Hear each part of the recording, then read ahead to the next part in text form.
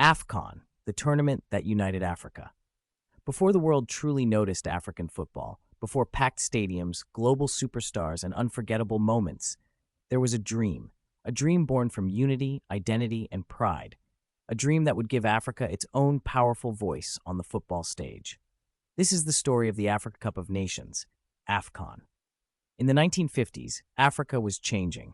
Across the continent, nations were fighting for independence, reclaiming their identity, and finding new ways to express unity. Football became one of those voices.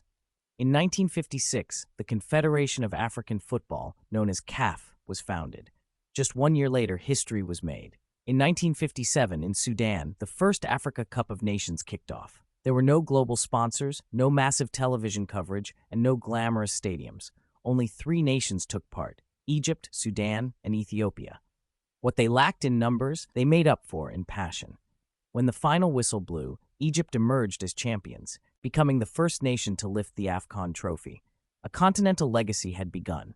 As Africa continued to gain independence through the 1960s and 1970s, AFCON grew alongside it. More nations joined, more fans believed, and the tournament transformed into a symbol of African unity. From just 3 teams, AFCON expanded to 8, then 16, and today, 24 nations compete for continental glory. Every edition tells a different African story of hope, struggle, and triumph. Some nations rose to dominate the tournament. Egypt became the undisputed kings of AFCON, lifting the trophy a record 7 times.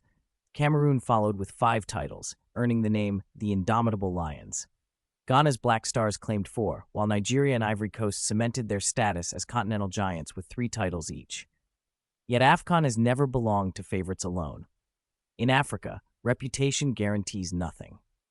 The tournament also gave rise to legends who carried the dreams of millions. Samuel Eto'o, AFCON's all-time top scorer, embodied hunger and determination. Didier Drogba led Ivory Coast with strength and sacrifice. J.J. Okocha dazzled with flair that defined African creativity. Roger Milla danced his way into football folklore, while Mohamed Salah emerged as a modern symbol of African excellence. These players did more than play football. They represented nations, cultures, and generations. AFCON is famous for its drama. Giants fall, underdogs rise, matches swing in seconds. Red cards, last-minute goals, and penalty shootouts are all part of the story. Since Egypt's dominance between 2006 and 2010, no defending champion has managed to win the tournament again. In AFCON, nothing is predictable, and that uncertainty is its greatest magic. Unlike most major tournaments, AFCON is often played in January.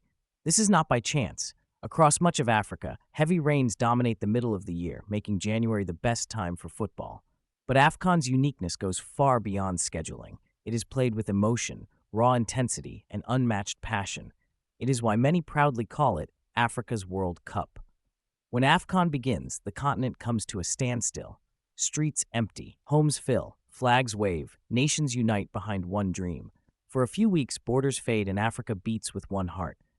AFCON is not just about lifting a trophy. It is about identity, resilience, and pride.